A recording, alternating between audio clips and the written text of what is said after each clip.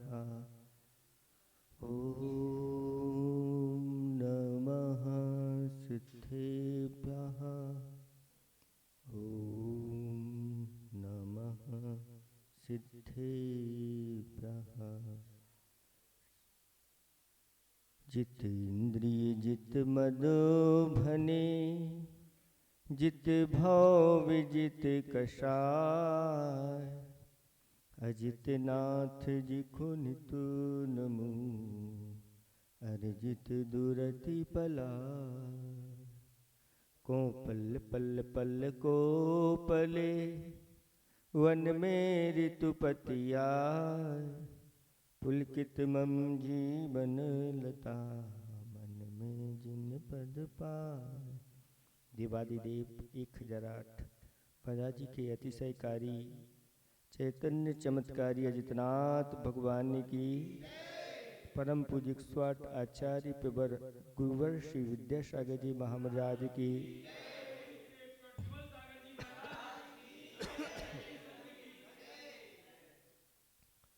धर्म स्नेही भव्यात्माओं, स्वाध्याय चल रहा है कुछ दिनों से।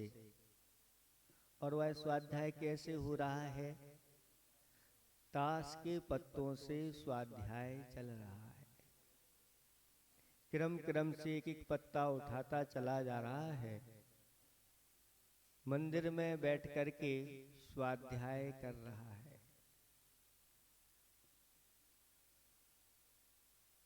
इक्का हो गया, दुक्की हो गई, तिक्की हो गई। कल चौवा हुआ था, आज उसने पंजा उठा लिया और उस पंजा को उठा करके अपने आप को वह संबोधन करने लग गया कि हे भव्यात्मन, तूने 5 प्रकार के मिथ्यात्व के वशीभूत होकर के 5 प्रकार के संसार में 5 परिवर्तन किए हैं। 5 प्रकार का मिथ्यात्व क्या होता है? तो विपरीत एकांत विनय के, संशय अज्ञान कुनय के। ये आप पंक्तियां पढ़ते हैं, किसमें पढ़ते हैं? आलोचना पाठ जब पढ़ते हैं उसमें इस प्रकार की ये पंक्तियां आती हैं। विपरीत मिथ्यात्व क्या कहलाता है? कि उल्टा मानना। किसको उल्टा मानना? जो सच्चे देव शास्त्र गुरु का स्वरूप है उनको उल्टा मानना। ये सच्चे नहीं हैं, ये झूठे हैं। और झूठे जो देव शास्त्र गुरु हैं उनको सच्चा मानना। यानी देव को अदेव मानना और अदेव को देव। गुरु को कुगुरु मानना और कुगुरु को गुरु मानना। जो शास्त्र हैं उनको समीचीन शास्त्र हैं उनको कुशास्त्र मानना, और जो कुशास्त्र हैं उनको सही सही मानना। ये जो मान्यता हमारी अनादिकाल से चली आ रही है ये विपरीत मिथ्यात्व कहलाता है। इस विपरीत मिथ्यात्व के माध्यम से हमने संसार में 5 परिवर्तनों को अनंतों बार किया है और इस संसार के दुखों को उठाया है।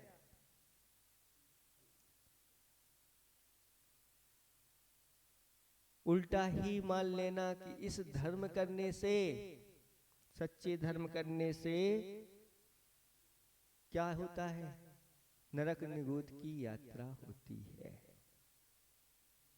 और पाप करने से स्वर्ग की यात्रा होती है। विपरीत मिथ्यात्व कहलाता है। स्त्रियों को भी मुक्ति मान लेना ये विपरीत मिथ्यात्व के अंतर्गत रखा गया है। और विपरीत एकांत मिथ्यात्व क्या कहलाता है? एकांत से यही धर्म है। एकांत से वस्तु नित्य ही है, यानी पूरा सारी वस्तुएं नित्य हैं, कुछ भी अनित्य नहीं है। यह एकांत से ऐसा मान लेना सब अनित्य ही अनित्य है, नित्य कुछ भी नहीं है। वस्तु जो होती है नित्य और अनित्यात्मक हुआ, नित्यात्मक वस्तु हुआ करती है। वस्तु के दो पहलू होते हैं, सामान्य और विशेष। सामान्य पहलू जो होता है वह द्रव्य की ओर ले जाता है, और विशेष पहलू जो होता है वह पर्याय की ओर ले जाता है। जैसे एक पहलू का कोई सिक्का हो तो ये यहाँ चलता है क्या? एक ही तरफ हो, एक तरफ बिल्कुल सपाट हो, नोट भी एक तरफ हो और एक तरफ नहीं चलता, उसकी कोई मान्यता नहीं होती। ऐसे ही एकांत धर्म को जो दुनिया मान्यता देती है वो वास्तविक धर्म नहीं कहलाता। अनेकांत धर्म ही वास्तविक धर्म है, जिसमें दोनों पहलू होते हैं। किसी अपेक्षा से ऐसा है, किसी अपेक्षा से ऐसा है। किसी अपेक्षा से वस्तु नित्य है, किसी अपेक्षा से वस्तु अनित्य है। द्रव्य की अपेक्षा से वस्तु नित्य है, पर्याय की अपेक्षा से वस्तु अनित्य है। ऐसा सम्यक अनेकांत ये कहलाता है। लेकिन एकांत मिथ्यात्व के कारण से संसार में हम भटक रहे हैं।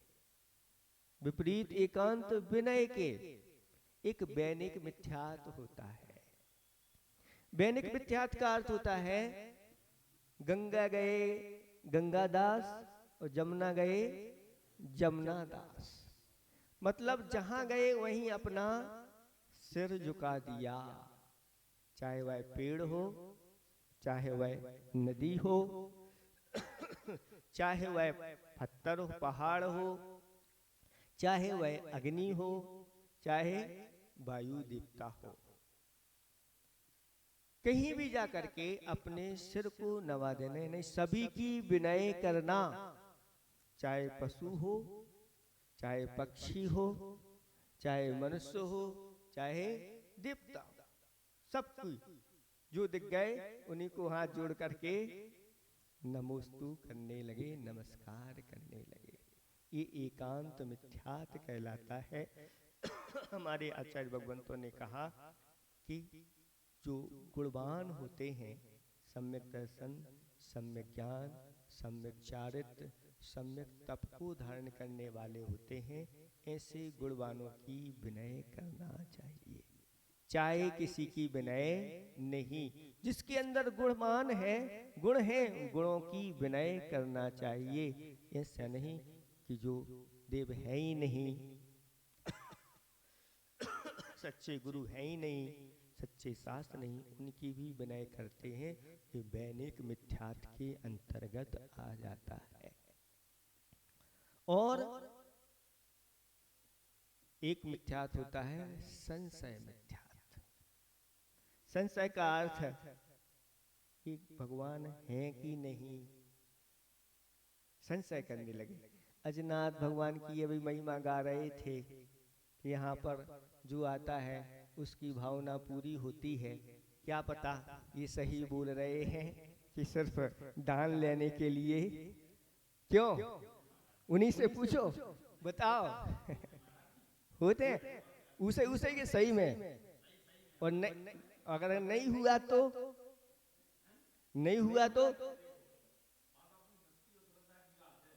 भक्ति और श्रद्धा की बात है। मान लो भक्ति भी रखी, श्रद्धा भी रखी, और नहीं हुआ तो ये अजितनाथ तो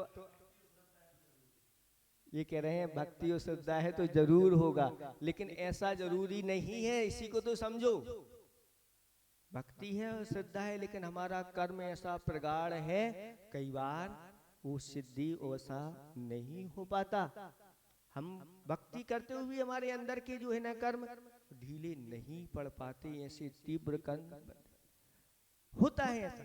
लेकिन अगर हमने एक बार भगवान के प्रति श्रद्धा कर ली, अगर हमारे काम नहीं भी हुए तो हमारे भगवान के ऊपर तो हमें पूरी श्रद्धा है कि हमारे जो वितराग भगवान होते हैं उनके पास जो भक्ति पूजा आराधना करते हैं, गुरुओं के पास जाकर के नियम लेते हैं, एक दिन वह फलीभूत अवश्य होता है। अभी नहीं हो रहा है, अभी मेरा कर्म तीव्र हृदय में चल रहा है, लेकिन भगवान के प्रति तो मेरी पूरी श्रद्धा है। जीवन पर्यंत भी मैं भक्ति भगवान की करता रहूंगा, चाहे मेरे वह उस प्रकार के कार्य सिद्ध हो अथवा ना हो। तब ये कहलाती है सच्ची श्रद्धा। और एक बार बोल गए और नहीं हुआ, क्या पता, दान लेने के लिए तो उनने बोल दिया लेकिन जे भगवान ठीक नहीं लग रहे हैं, दूसरी जगह चलो। ये कहलाता है संशय। संशय वाले वो कहलाते हैं बिन पैंदी के लोटा होते हैं, थोड़ा सा हाथ लगा और लुढ़क जाते हैं, विश्वास नहीं हो पाता, दूसरों की बातों में आकर के और सच्चे धर्म को छोड़ देते हैं संशय के कारण से। वस्तु का कथन व्यवहार से भी होता है और निश्चय से भी होता है। कहीं वह प्रवचन सुनने के लिए गया और वहां पर प्रवचन व्यवहार न की अपेक्षा से चल रहे थे कि सच्चे देव साध गुरु की पूजा आराधना आदि करने से हमें मुक्ति की प्राप्ति होती है, और दूसरी जगह निश्चय नहीं की अपेक्षा से कथन चल रहा था कि मुक्ति तो अपने आत्म ध्यान में लीन होने से होती है, बाहरी क्रियाएं करने से मुक्ति नहीं होती। अरे अब संशय हो गया, ये सही कह रहे हैं कि वो सही कह रहे हैं। लेकिन जो सम्यक दृष्टि होता है वह अपेक्षा लगा लेता है, ये व्यवहार न से कहा जा रहा है ये भी सही है, और ये निश्चय नहीं की अपेक्षा से कहा जा रहा है ये भी सही है। क्योंकि जिन्होंने मुक्ति प्राप्त की है पूर्व में उन्होंने सच्चे देव सास गुरु की पूजा भक्ति आराधना की है, उनके ऊपर श्रद्धा धारण की है। और ये भी सत्य है कि जब तक सब कुछ त्याग करके, 5 पापों का त्याग करके और दिगंबर मुद्रा धारण नहीं करते, सुद्रव्य सुक्षेत्र सुकाल और सुभाव नहीं मिलता, और जब तक अपने आत्म ध्यान में लीन नहीं होते तब तक मुक्ति नहीं होती, ये भी सत्य। लेकिन संशय मिथ्या दृष्टि संशय में डोला रहता है, डोलता रहता है, ये भी सही कह रहे थे। इधर से उधर हो जाता है, उधर से इधर हो जाता है। 2 नावों पर अगर सवार हो जाए, एक पैर इस नाव में और एक पैर उस नाव में, तो क्या होगा, दशा खराब हो जाएगी। इसलिए अच्छी तरह से दृढ़ सिद्धांत, संशय मिथ्या, तो एक होता है अज्ञान मिथ्या। अज्ञान के कारण से कुछ विचार ही नहीं करना कि क्या धर्म होता है क्या अधर्म होता है, बस करते चले जा रहे हैं। हे बब्बात्मन, ये 5 प्रकार के मिथ्यात हैं, इनका संकल्प पूर्वक त्याग करो। जो इन 5 मिथ्यात का त्याग करता है वह फिर संसार के 5 परिवर्तनों को नहीं करता। मात्र इसको सम्यक दर्शन की उत्पत्ति हो जाती है, उसका एक अर्ध पुद्गल परावर्तन काल मात्र शेष रहता है, इतने काल में वह मुक्ति को प्राप्त कर लेता है। जिसने संकल्प लिए 5 पापों के त्याग का, 5 पापों में मगर एक पाप त्याग अगर संकल्प पूर्वक करते हैं, उस नियम को दृढ़ता के साथ पालन करते हैं, तो भी आगे जाके बहुत जल्दी वह मुक्ति का पात्र बनता है। खद्रसार भील की कथा तो आप लोगों ने सुनी होगी कि उसने मुनिराज से नियम लिया था। मुनिराज ने सिर्फ ये कहा था कि मांस का त्याग कर दो, तुम्हारा कल्याण हो जाएगा। सबके लिए अलग अलग उपदेश दिया जाता है। आप लोगों के लिए अलग उपदेश होता है और भील जाति आदि जो होते हैं उनको उपदेश। तो वह भील आया और जब महाराज को उसने प्रणाम किया तो महाराज ने कहा धर्म लाभ हो। तो वह कहता है महाराज ये धर्म क्या कहलाता है, उसका लाभ क्या कहलाता है, वो जानते नहीं था। तो पर महाराज ने कहा कि धर्म किसे कहते हैं, तो जीवों को मारने का त्याग कर देना या मद्य मांस मधु का त्याग कर देना, इसी का नाम धर्म है। तब उससे कहा कि मांस का त्याग कर दो। तो वह कहता है महाराज मैं तो उसके बिना जीवित ही नहीं रहूंगा, क्योंकि प्रतिदिन उसी से मैं पेट भर के अपना जीवन निर्वाह करता हूं। तो महाराज कहते हैं क्या तुमने कभी अपने जीवन में कौवे का मांस खाया है? नहीं, कभी नहीं खाया। तो कौवे के मांस का त्याग कर सकते हो? वह कहता है इसका तो हम नियम ले सकते, जब खाते नहीं तो इसका हम आज से त्याग करते हैं। महाराज ने कहा दृढ़ता के साथ पालन करना। कहता है जी महाराज मुझे अपना कल्याण करना है, कभी भी कैसी भी परिस्थिति प्राण भी अगर निकल रहे होंगे तो भी मैं कौवे का मांस नहीं खाऊं।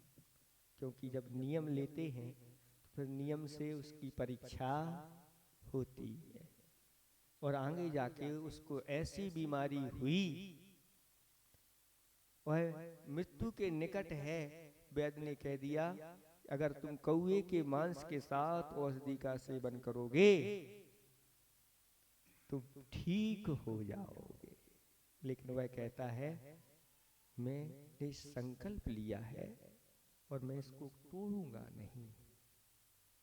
जब उसके साले साहब ने सुना कि वह कौवे का मांस नहीं खा रहे हैं और मैं जाके उनको समझाऊंगा, रास्ते में चल करके आ रहे थे तो रास्ते में एक यक्षिणी देवी मिली और वह रो रही थी। उससे पूछा कौन हो तुम?